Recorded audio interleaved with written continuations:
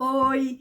Vamos começar então o terceiro módulo, que é o libertar-se. E o primeiro tema é superando fraquezas temperamentais e buscando o equilíbrio nos nossos comportamentos. Está relacionado com dois temas que a gente viu no primeiro módulo, que é o tema dos temperamentos e do enneagrama. E o enneagrama vocês já viram também numa formação que vocês fizeram no começo do ano. Então, esse tema a gente vai só mencionar algumas coisas hoje, porque vocês já viram eles no começo do ano e eu já mencionei algumas pautas de como a gente pode ir superando esses comportamentos, como a gente pode ir equilibrando, ok? Então, vamos começar com o temperamento introvertido melancólico. Algumas pautas daquilo que a gente pode fazer para ir melhorando.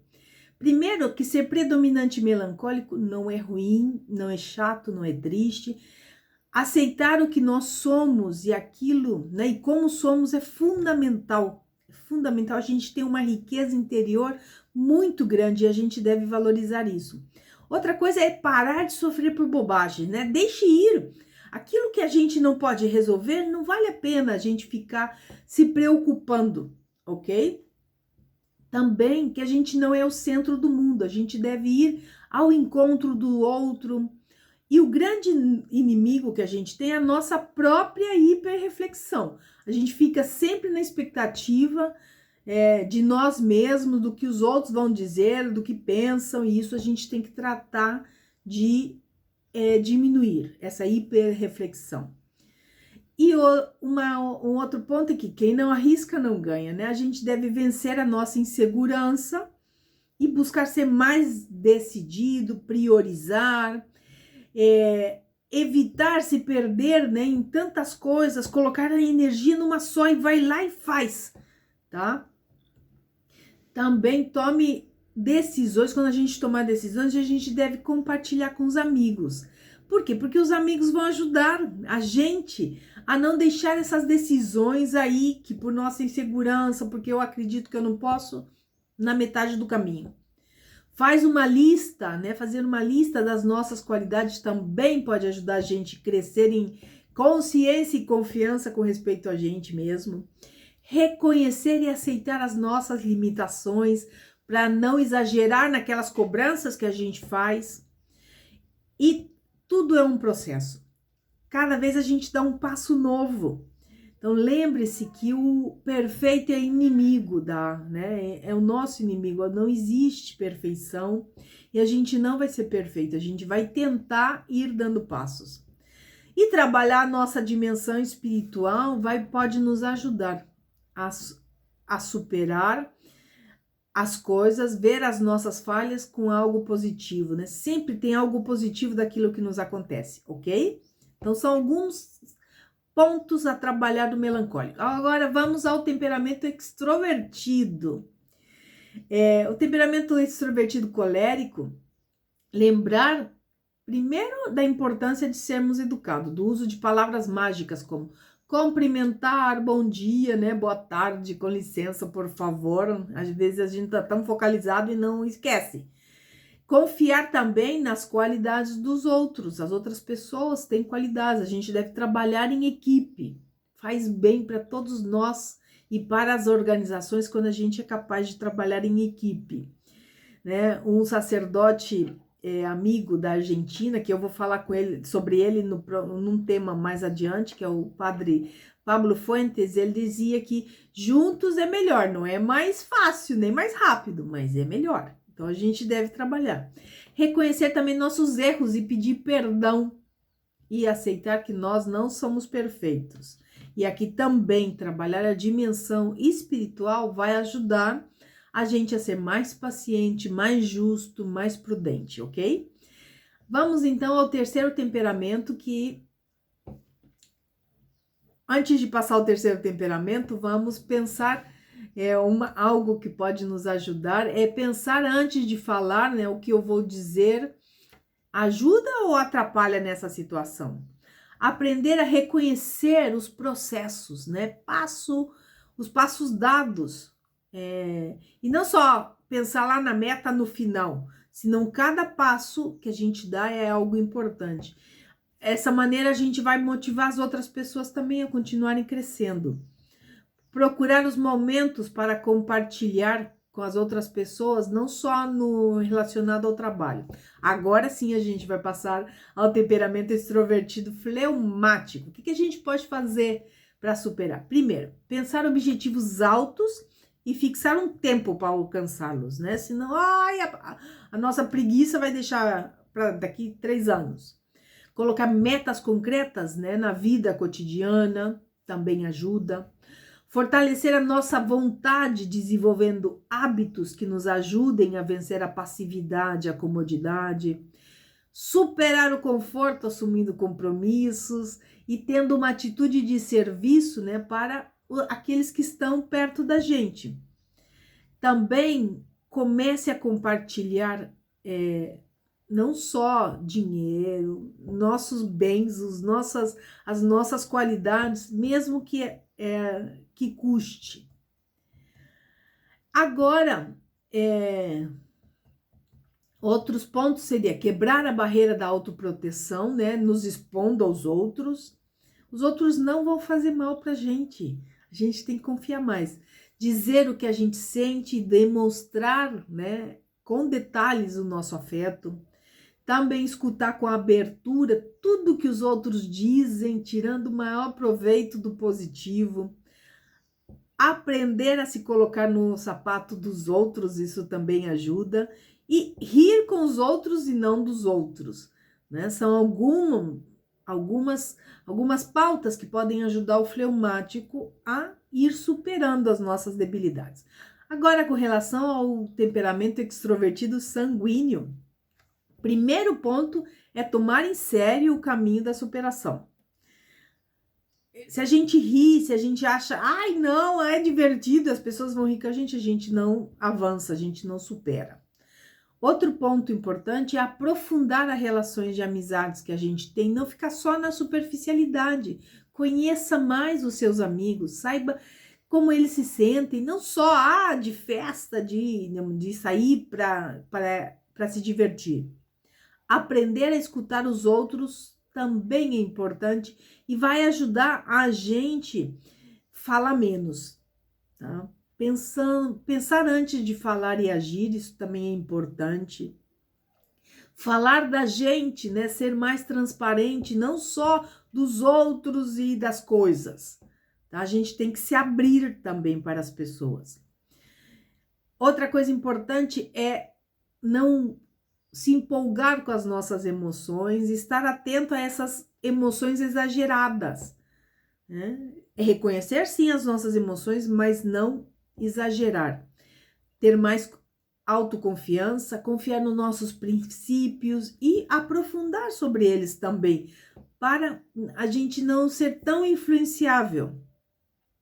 Algo que ajuda também é organizar o dia e pensar naquilo que a gente vai fazer, né? Naquilo que vamos viver durante o dia, para a gente poder se preparar para aquilo, prever, né, as coisas que a gente vai necessitar.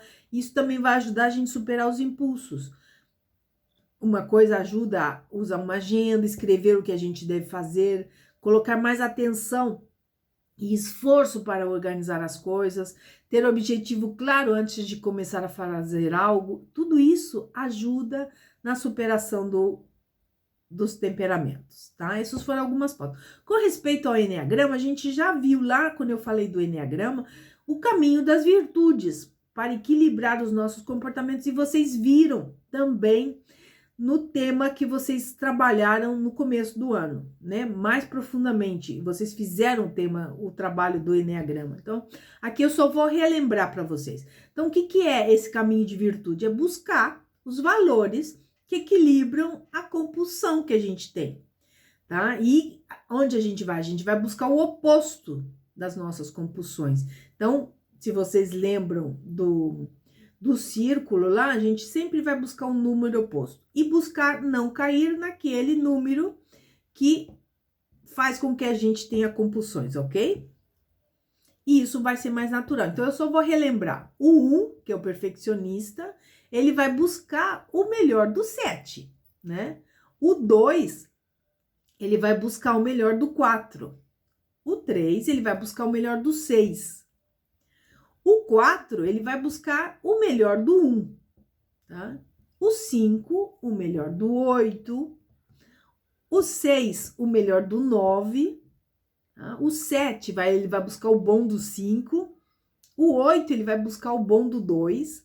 E o 9 vai buscar o bom do 3. Esses pontos, né, daquilo que a gente vai buscar em cada um deles, eu vou voltar a colocar na descrição do vídeo, porque eu já falei desses pontos no vídeo lá no primeiro módulo, quando eu falei do Enneagrama. Mas eu vou voltar a repetir, vai estar na descrição desse vídeo, ok? Agora eu gostaria de compartilhar com vocês, né, o meu processo de superação com respeito aos temperamentos e com respeito também aos meus comportamentos, né, com relação ao Enneagrama. No meu caso, eu tenho os 4 temperamentos, claro que predominam mais o melancólico, o colérico e o sanguíneo.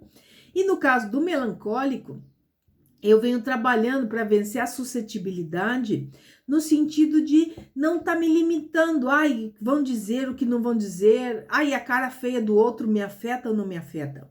Então, eu decidi, tá? Não dar tanta importância àquilo que eu acho que os outros pensam de mim. Senão, de que se alguma coisa aconteceu, eu espero que a pessoa venha e me diga. E não ficar fazendo um montão de histórias e um montão de suposições na minha cabeça, ok? Outro que eu venho trabalhando é a confiança em mim mesma. E aqui entra o meu temperamento melancólico e o sanguíneo. Então, eu tratando de acreditar mais em mim mesmo, de acreditar que eu sou capaz de ir lá e fazer.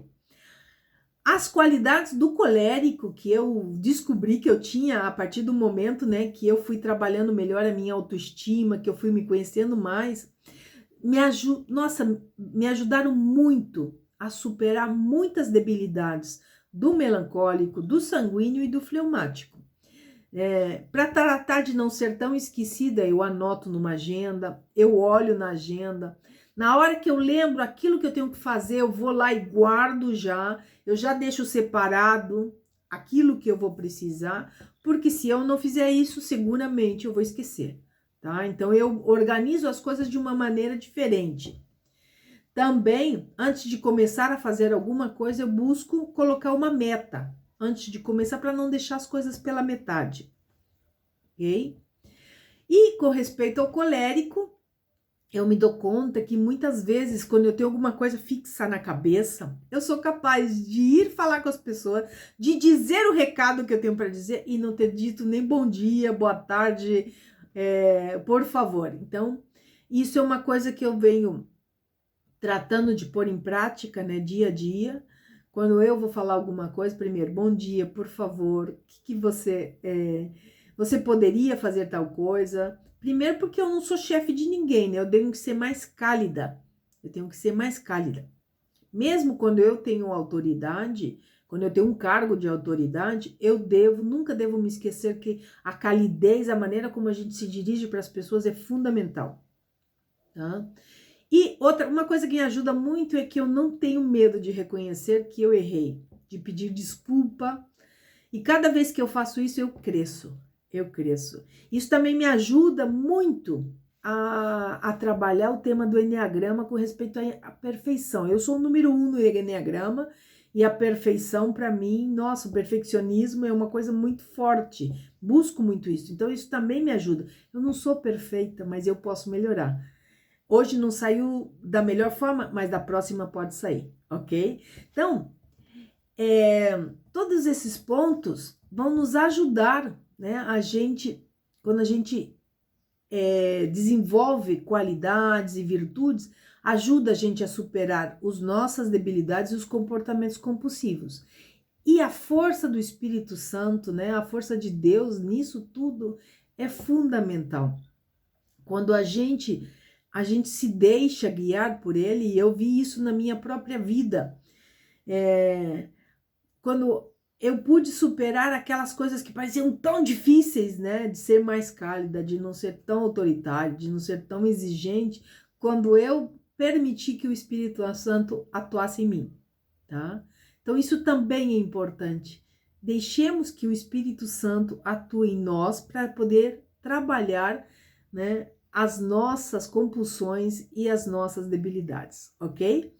Então, a tarefa desse primeiro tema do terceiro módulo é: quais são aquelas debilidades ou comportamentos que mais me limitam a cumprir minha vocação de diácono e o que posso fazer para modificar isso? Outra coisa que também na descrição desse vídeo eu vou colocar essas perguntas, assim como eu coloquei a pergunta do tema anterior, ok? Então, quais são aquelas debilidades ou comportamentos que mais me limitam a cumprir minha vocação de diácono e o que eu posso fazer para modificar isso, ok? A gente se vê então no próximo tema desse módulo.